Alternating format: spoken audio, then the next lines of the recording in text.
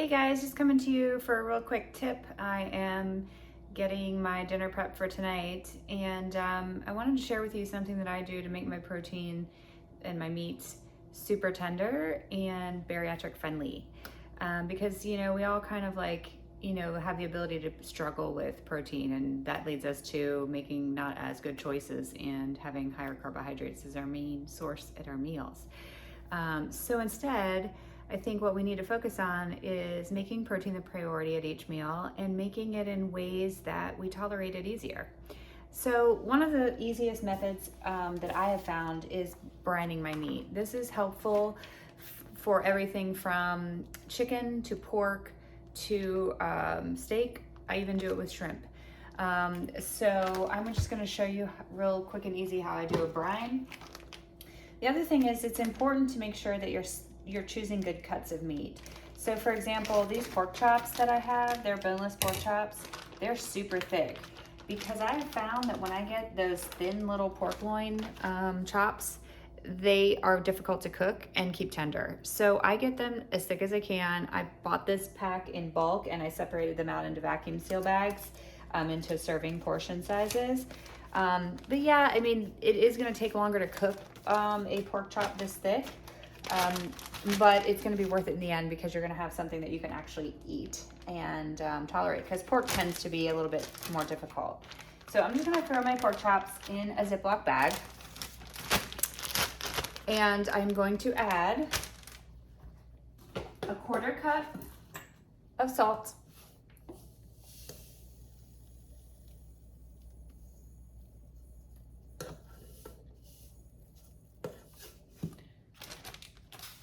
pour it in there, a 1/4 cup of sugar,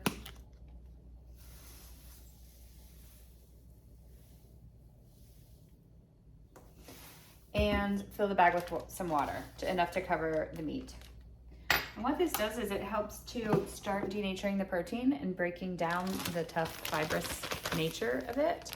So I'm just gonna run over here to the sink real quick and add in some water.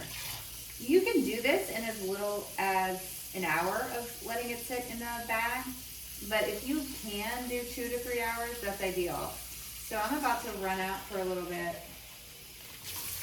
and I just wanted to get this done before I left so that when I come home, it'll be all nice and tender and ready to cook. So step number 1, choose a high quality meat that is on the thicker side.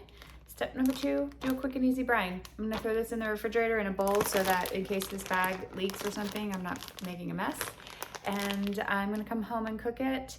I'm probably gonna sear it in a hot pan to get a nice kind of crust on each side, and then I'm gonna finish it in the oven because it's going to take a while to cook a chop this thick. And always, always, always, you guys, if you do not have a digital meat thermometer, you need to get one. So I'm going to frequently test the doneness of these pork chops throughout the cooking. And I'm going to pull it out when pork safety temp is 145. So when it gets that temp, I'm going to pull it out, let it rest for a few minutes, and it's ready to go. So I don't want to overcook it. I want it to marinate in this nice brine to make it nice and tender. And I'm going to probably do some sort of nice little sauce with it so it has a little bit of a moisture sauce to go with it. So hope this was helpful. Have a great day. Thanks guys. Bye.